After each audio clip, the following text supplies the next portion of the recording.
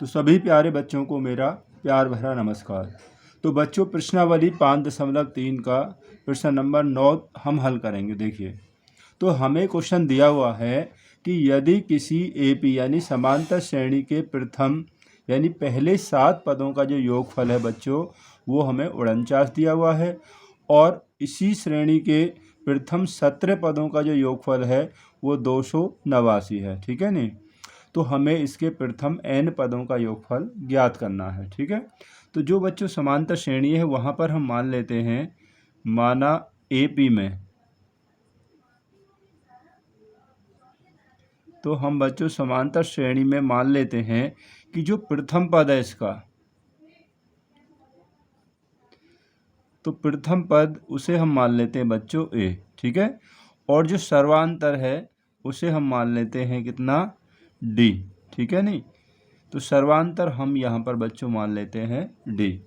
अब हमें यहाँ पर क्या दिया हुआ है कि पहले 7 पदों का योगफल दिया हुआ है, यानी कि हम उसे लिख सकते हैं कि S7 बराबर कितना है, ये हमारे पास है 49। ठीक है नहीं? अब योगफल का क्या सूत्र होता है बच्चों? ठीक है, क्योंकि योगफल का सूत्र होता है कि SN बराबर n/2 2a plus n-1 into D। ठीक है, तो ये हमारा योगफल वाला सूत्र होता है। ठीक है, अब जहाँ पर n है वहाँ पर आपको 7 रखना है, क्योंकि 7 पदों का योगफल दिया हुआ है, तो हम n की जगह पर रख देंगे 7। तो 7/2 2a। ठीक है, ये हमें ज्ञात नहीं है, तो n 7 में से गया तो यहाँ बचेगा बच्चों 6 बचेगा। ठीक है, 6D बराबर, और योगफल कितना है हमारे पास है 49। ठीक है, ये हमें दिया हुआ है कि योगफल हमारा है 49। तो आगे और सॉल्व करते हैं। 7/2, अब यहाँ ब्रैकेट में से आप कॉमन ले लीजिए 2। ठीक है, यहाँ पर 2 कॉमन है इसमें से, तो यहाँ a प्लस कितना बच जाएगा, यहाँ बच्चों 3D बचेगा, तो बराबर 49। ठीक है, हमने यहाँ पर 2 कॉमन ले लिया। अब देखिए, इस 2 से ये 2 कैंसिल हम कर लेंगे, तो हमारे पास यहाँ बच जाएगा बच्चों कि a प्लस 3D बराबर 49। अब ये जो 7 है ना यहाँ बच्चों, तो ये आ जाएगा इधर डिवाइड के रूप में आ जाएगा। ठीक है, यानी भाग के रूप में, तो हमारे पास हो जाएगा कि a प्लस 3D बराबर, ये कैंसिल हो जाएगा कितनी बार बच्चों, 7 बार। ठीक है, तो a प्लस 3D का मान हमारे पास हो गया 7। इसे हम समीकरण नंबर 1 भी मान सकते हैं बच्चों, या हम ऐसे लिख सकते हैं, या a बराबर, यहाँ हम a का मान निकाल लेते हैं, a बराबर 7 माइनस जो 3D है वो इधर आ जाएगा, माइनस में हो जाएगा। ठीक है बच्चों, तो यहाँ पर हमने जो है ये a का मान निकाल लिया है,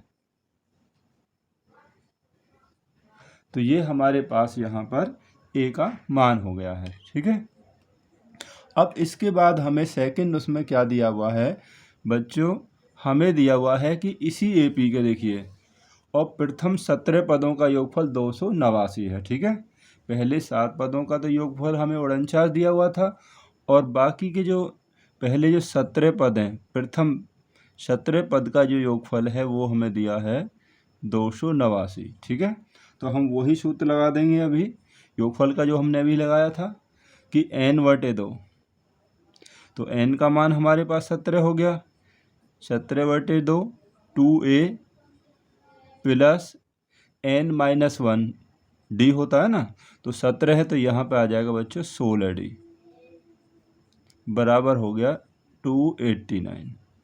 ठीक है नहीं, यहाँ पर हमने योगफल का ही सूत्र लगाया, n/2 2a plus n-1 into D, यानी कि n 17 है, 17 में से 1 कम कर दिया हमने, यहाँ पर सीधा 16 यहाँ पर लिख दिया है। तो 17/2, यहाँ पर भी आप कॉमन ले लीजिए, कितना, 2 ही कॉमन ले लीजिए पहले की तरह, तो a प्लस कितना बचेगा, यहाँ पर 8D बच जाएगा बच्चों, तो ये हो जाएगा 289। ठीक है, 2 से आप इस 2 को काट दीजिए, तो अब आपके पास हो जाएगा a प्लस 8D, यानी 8D बराबर 289 बटे ये 17 इधर आ जाएगा, जो कि इसे भाग के रूप में होगा, 17 से ये कैंसिल हो जाएगा बच्चों, 17 बार ही हो जाएगा, ठीक है नहीं, क्योंकि 17 को 17 से गुणा करेंगे तो 289 ही आएगा। तो हमारे पास यहाँ समीकरण हो गया कि a + 8d बराबर यहाँ बच गया 17, ठीक है, ये हो गया। अब हमने a का जो मान है बच्चों वो तो हमने पहले ही समीकरण में निकाल दिया है, वो हमारे पास कितना है, देखिए वो हमारे पास यहाँ पर a का जो मान है a बराबर 7 - 3d, तो इस मान को हम यहाँ पर रख सकते हैं, या हम ऐसे भी कर सकते हैं कि ये हम इसे दूसरा समीकरण मान लेंगे इस वाले को, और वो हमने पहला समीकरण था, तो दोनों को आप विलोपन विधि से भी हल कर सकते हैं, ठीक है। अब हम यहाँ पर प्रतिस्थापन विधि का प्रयोग कर रहे हैं, ठीक है। a का जो मान है समीकरण 1 से उसे यहाँ रख सकते हैं, 7 - 3d है जो हमने निकाला है, प्लस 8d ऐसे ही रहेगा बराबर 17, ठीक है बच्चों। तो यहाँ पर हम लिख देंगे कि a का मान रखने पर, तो यहाँ हमने a का मान रख दिया है बच्चों। तो 8 में से 3 गया तो हमारे पास बचेगा बच्चों 5d बराबर 17, और ये आपका जो 7 है इधर आ जाएगा, ये आ जाएगा माइनस के रूप में, तो हमारे पास बच जाएगा 5d बराबर बच्चों 10 हो जाएगा, और हम d का मान निकालेंगे तो d बराबर 5 से कैंसिल हो जाएगा ये 2 बार, यानी कि जो d का मान है वो हमारे पास यहाँ पर 2 हमें मिल गया है, ठीक है। अब क्योंकि अब हम a का मान भी निकाल लेते हैं, क्योंकि a बराबर है 7 - 3d, ठीक है, समीकरण 1 से, यानी हम लिख सकते हैं कि जो d का मान है समीकरण नंबर 1 में रखने पर, तो a बराबर 7 - 3 और d का मान हमारे पास 2 आ गया है, तो 7 - 3 दूनी 6, तो यहाँ कितना बच जाएगा बच्चों, तो यहाँ हमारे पास हो जाएगा कि a बराबर कितना हो गया 1, ठीक है। तो a का मान हमें यहाँ पर 1 प्राप्त हो गया। अब हमारे पास सर्वांतर आ गया कितना, 2 आ गया, ठीक है, d जो होता है, और हमारे पास प्रथम पद आ गया बच्चों a 1, ठीक है। अब हमें n पदों का योगफल निकालना है, कितने पदों का योगफल निकालना है, n पदों का योगफल निकालना है। तो चलिए बच्चों अब n पदों का योगफल और ज्ञात कर लेते हैं। तो n पदों का योगफल Sn बराबर होगा कि n/2 2a plus n - 1 × d, ठीक है। ये हमने यहाँ पर बच्चों योगफल वाला सूत्र यहाँ पर हमने लगा दिया है, ठीक है।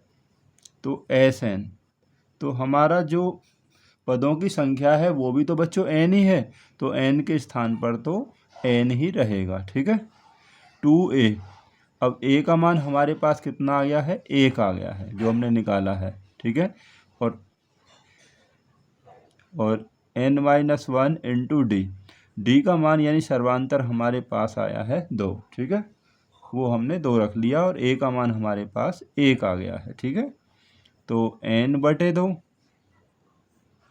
यहाँ 2 हो गया, प्लस इस 2 से इसमें गुणा कर लीजिए, n में करेंगे तो ये 2n, 1 में करेंगे -2, इस 2 से ये 2 कैंसिल हो जाएगा, तो हमारे पास बच जाएगा बच्चों की n/2 गुणा यहाँ कितना बच गया है, केवल 2n बचा है, इस 2 से ये 2 भी कैंसिल हो जाएगा, ठीक है नहीं।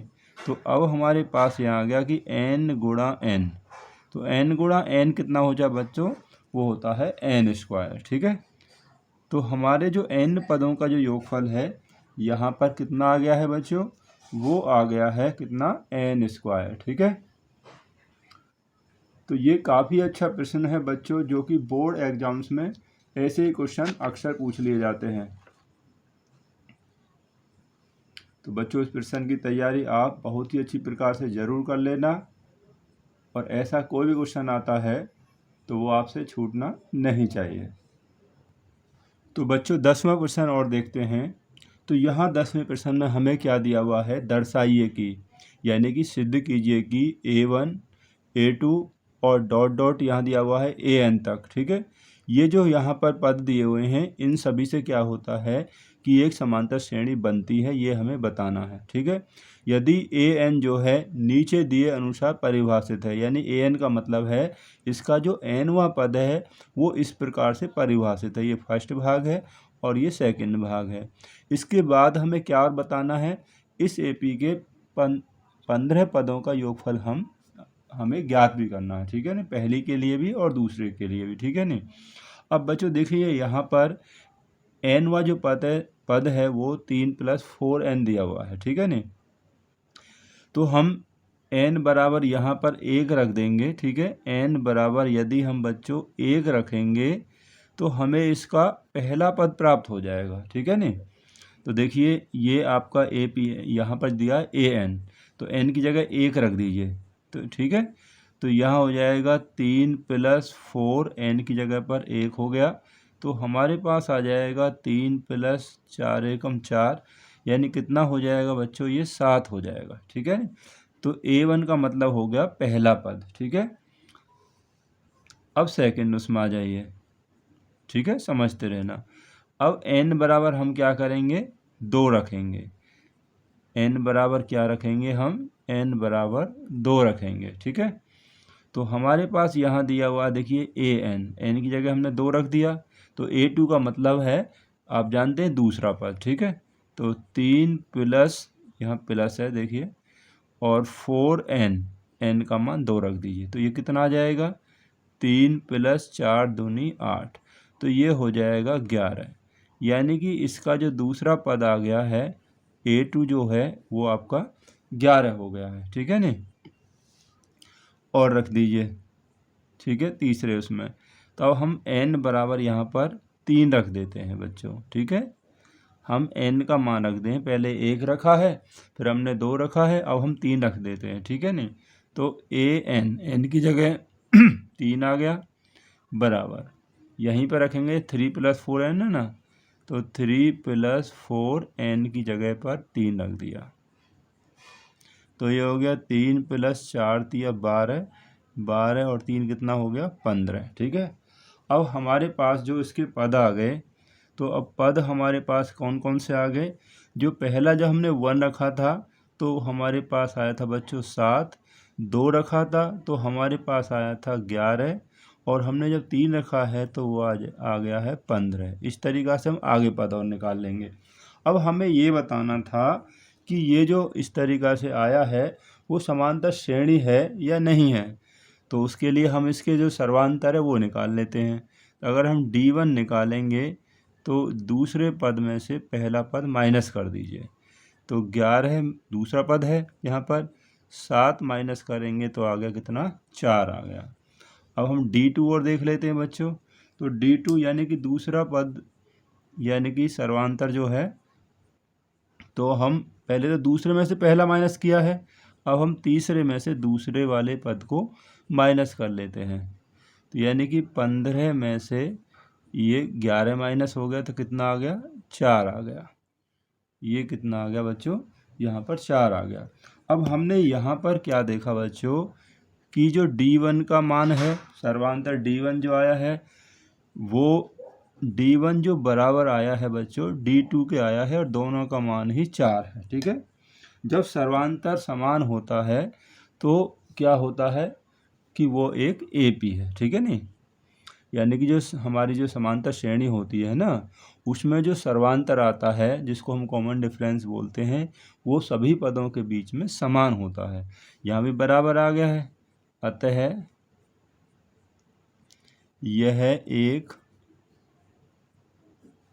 समांतर श्रेणी है। ठीक है नहीं, समांतर श्रेणी यहाँ पर बनती है, यानी कि AP है। ठीक है, ये तो हमने ज्ञात कर लिया कि समांतर श्रेणी है। अब हमसे ये भी पूछा है कि इसके 15 पदों का योगफल ज्ञात कीजिए, तो हम पदों का योगफल निकाल लेंगे, तो SN बराबर होता है योगफल n/2 2a + n-1 × D, ये इसका होता है बच्चों योगफल निकालने का सूत्र हो गया। ठीक है, हमें कितने पदों का योगफल निकालना है, हमें निकालना है 15 पदों का, तो जहाँ भी n है वहाँ पर हम 15 रख देंगे। ठीक है, जहाँ पर भी n है वहाँ पर 15 रख देंगे। तो 2a, पहला पद कितना आया था हमारा, पहला पद यानी कि 7 है बच्चों, ठीक है। यहाँ पर देखिए 7 है ये, प्लस n-1, 15 में से 1 माइनस कर दीजिए तो कितना आ गया 14, और जो d है वो हमारे पास 4 आया है, इनका सर्वांतर जो है, ठीक है। तो इसे सॉल्व कर लीजिए। तो 15/2, यहाँ हो गया 7 दूनी 14, और प्लस 14 चौके कितना हो गया 56 हो गया बच्चों, ठीक है। और आगे सॉल्व करते हैं। 15/2, इसको बटे में रहने दीजिए अभी, गुणा, इन्हें जोड़ लीजिए, ये कितना हो जाएगा, ये हो गया बच्चों 70। 2 से ये कैंसिल हो जाएगा कितनी बार, ये हो गया 35 बार, ठीक है। ये 35 बार कैंसिल हो गया। तो और आगे कर लेते हैं, यहाँ 15 बचा, 15 गुणा 35, 15 गुणा 35 कितना हो जाएगा, 15 पंजे 75, 15 × 45 और 7 52, यानी कि 525। तो इसके जो 15 पदों का जो योगफल है बच्चों, वो हमारे पास आ गया 525, ठीक है नी। इसमें हमें यही पूछा था कि आपको ये बताना है कि ये कोई एपी है या नहीं है। अगर ये समांतर श्रेणी है तो पहले 15 पदों का योगफल हमें ज्ञात करना है। अब बच्चों इसमें एक सेकंड पार्ट और है इसी क्वेश्चन में, ठीक है, 10वें में। अब ये जो सेकंड पार्ट है, आप इस सेकंड पार्ट को बच्चों इसी प्रकार से ही हल कर लेंगे, ठीक है ना, बिल्कुल सेम जैसे मैंने यहाँ पर आपको समझाया है उसी तरीक़ा से इसके सेकंड पार्ट को भी आप कर लेना, बहुत ही आसान है, ठीक है। तो इस वीडियो को देखने के लिए आप सभी बच्चों का बहुत बहुत धन्यवाद। तो मिलते हैं आपसे अगले क्वेश्चनों के साथ में जल्दी ही।